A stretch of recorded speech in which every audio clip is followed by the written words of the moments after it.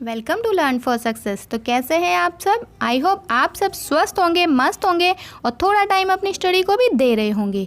आज हम आपके लिए लेकर आए हैं मौर्योत्तर काल के कुछ इंपॉर्टेंट क्वेश्चन आंसर का सेकंड पार्ट, जो सभी वनडे एग्जाम में बार बार रिपीट होते हैं। पिछली वीडियो में हमने क्वेश्चन आंसर की इस सीरीज़ का फर्स्ट पार्ट देखा था। अगर आपने इसका फर्स्ट पार्ट नहीं देखा तो चैनल की प्लेलिस्ट पर जाकर ज़रूर देखिए, या वीडियो के एंड में आपको इसकी प्लेलिस्ट मिल जाएगी। उस पर क्लिक करके आप प्लेलिस्ट पर जा सकते हैं, जिससे मौर्योत्तर काल का आपका ये टॉपिक क्लियर हो सके। तो चलिए स्टार्ट करते हैं। और हाँ, स्टार्ट करने के साथ साथ आपको अपने स्कोर भी नोट डाउन करते जाना है, जिससे वीडियो के लास्ट में आप अपना स्वयं का मूल्यांकन कर सके। तो देखिए, फर्स्ट क्वेश्चन है हमारा, चरक और नागार्जुन किसके दरबार की शोभा थे? तो ये किसके दरबार की शोभा थे? ऑप्शन ए कनिष्क की, बी चंद्रगुप्त मौर्य की, सी अशोक की, या फिर डी समुद्रगुप्त की। तो इसका आंसर क्या होगा? इसका आंसर होगा ऑप्शन ए कनिष्क की।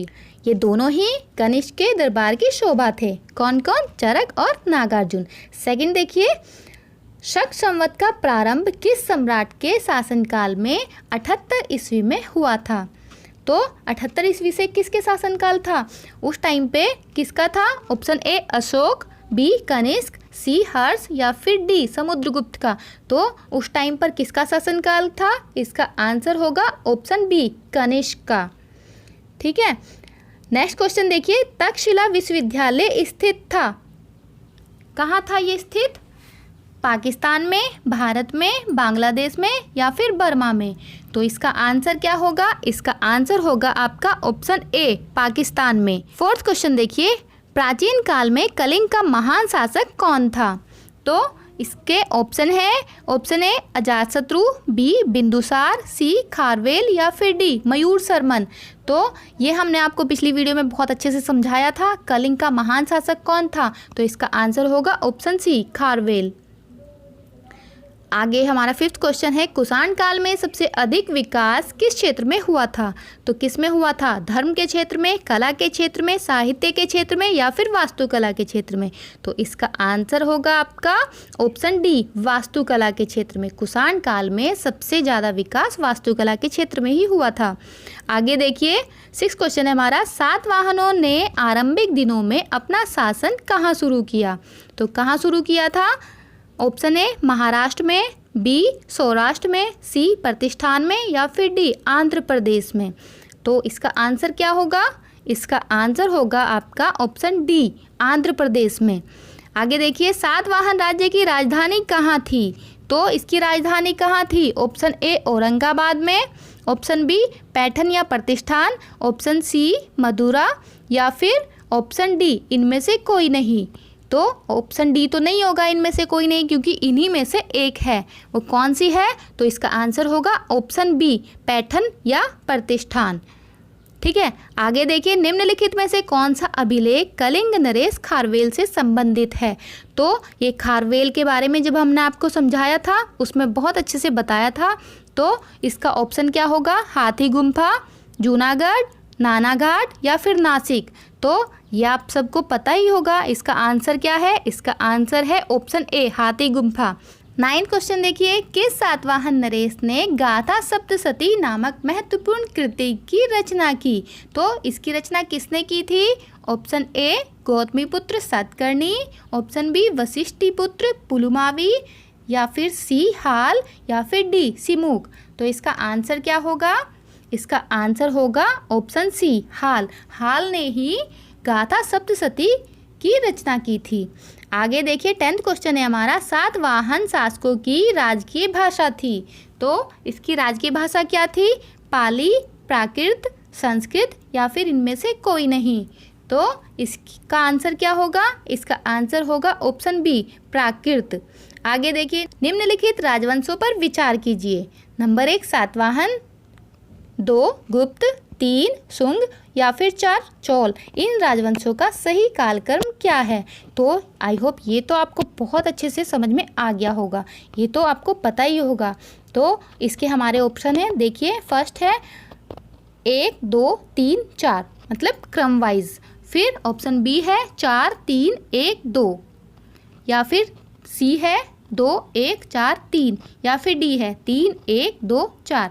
तो इसका आंसर क्या होगा? सबसे पहले हमारा कौन सा वंश है इनमें से सबसे पहले शुंग वंश की स्थापना हुई थी। उसके बाद क्या है? उसके बाद सातवाहन वंश, फिर गुप्त वंश और फिर लास्ट है हमारा चोल वंश। तो इसका आंसर क्या होगा? इसका आंसर होगा ऑप्शन डी, पहले शुंग, फिर सातवाहन, फिर गुप्त और फिर चोल।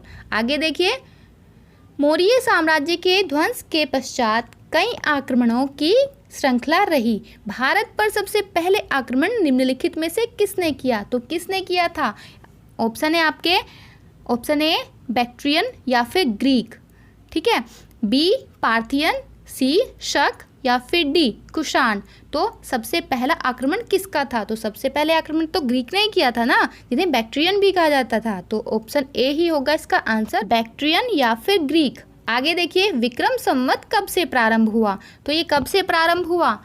ऑप्शन ए 78 ईस्वी से, या फिर बी 58 ईसा पूर्व से, या फिर सी 72 ईसा पूर्व से, या फिर डी 56 ईसा पूर्व से। तो इसका आंसर क्या होगा?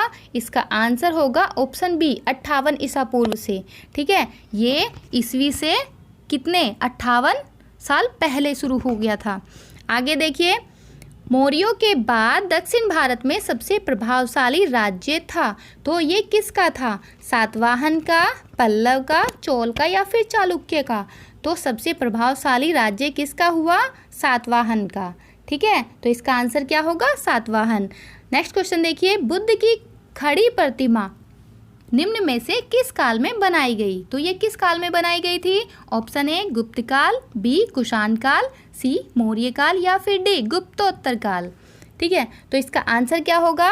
इसका आंसर होगा ऑप्शन बी कुषाण काल। कुषाण काल में ही कनिष्क थे। कनिष्क सबसे प्रतापी राजा थे और उन्होंने ही बुद्ध की खड़ी प्रतिमा का निर्माण करवाया था। आगे देखिए, शुंग वंश के बाद किस वंश ने भारत पर राज किया? तो किसने राज किया था शुंग वंश के बाद? आई होप ये तो आपको अच्छे से याद होगा। ऑप्शन ए है सातवाहन, बी कुषाण, सी कण्व या फिर डी गुप्त। तो इसका आंसर क्या होगा? इसका आंसर होगा ऑप्शन सी कण्व, ठीक है। सबसे पहले शुंग वंश था, फिर कण्व वंश, फिर सातवाहन वंश, और सातवाहन के टाइम पर ही कलिंग में चैदी वंश था, ठीक है। नेक्स्ट क्वेश्चन देखिए, किस चीनी जनरल ने कनिष्क को हराया था? तो किसने हराया था? इसके ऑप्शन है हमारे, ऑप्शन ए पेन चाओ, बी पानियांग, सी हुआंगटी या फिर डी हो टी। तो इसका आंसर क्या होगा? इसका आंसर होगा ऑप्शन ए पेन चाओ, ठीक है। आगे देखिए, उत्तरी तथा उत्तरी पश्चिमी भारत में सर्वाधिक संख्या में तांबे के सिक्कों को जारी किया था। तो ये किसने किया था? ऑप्शन ए इंडो ग्रीकों ने, ऑप्शन बी कुषाणों ने, सी शकों ने या फिर डी प्रतिहारों ने। तो ये किसने किया था? तो प्रतिहार तो काफ़ी बाद में आए थे, तो ये ऑप्शन तो रॉन्ग हो जाता है। बाकी तीन में से बताइए इसका आंसर क्या होगा? तो इसका आंसर होगा ऑप्शन बी कुषाणों ने, ठीक है। ये तांबे के सिक्के ये भी कनिष्क के टाइम पर ही जारी हुए थे। नेक्स्ट क्वेश्चन देखिए, कनिष्क बौद्ध धर्म की किस शाखा का अनुयायी था जिसका प्रसार उसने मध्य एशिया व सुदूर पूर्व में किया? तो किसका था? Option A Hinayana, B Vajrayana, C Mahayana या फिर डी सहजयान। तो वो किसका अनुयायी था? कनिष्क बौद्ध धर्म की महायान शाखा का अनुयायी था। तो इसका आंसर होगा ऑप्शन सी महायान। आगे देखिए, लास्ट क्वेश्चन है हमारा, कनिष्क के शासनकाल की सर्वाधिक महत्वपूर्ण घटना कौन सी थी? तो कौन सी थी? ऑप्शन ए बौद्ध धर्म का भारत से बाहर प्रसार, बी जैन धर्म का पुनः उदय, या फिर सी चतुर्थ बौद्ध संगीति, या फिर डी गांधार शैली का विकास। तो ये भी आपको अच्छे से पता होगा, इस कनिष्क के टाइम पर सबसे महत्वपूर्ण घटना क्या हुई थी? चतुर्थ बौद्ध संगीति हुई थी, ठीक है। तो इसका आंसर क्या होगा? ऑप्शन सी चतुर्थ बौद्ध संगीति। तो ये थे हमारे आज के मौर्योत्तर काल से रिलेटेड क्वेश्चन आंसर। इसमें आपके कितने सही हुए कमेंट करके ज़रूर बताइए। अगर आपको इसकी PDF चाहिए तो उसके लिए आप हमारे टेलीग्राम चैनल को ज्वाइन कर सकते हैं। वीडियो को लाइक एंड शेयर कीजिए और चैनल को सब्सक्राइब कीजिए। Thanks for watching my video.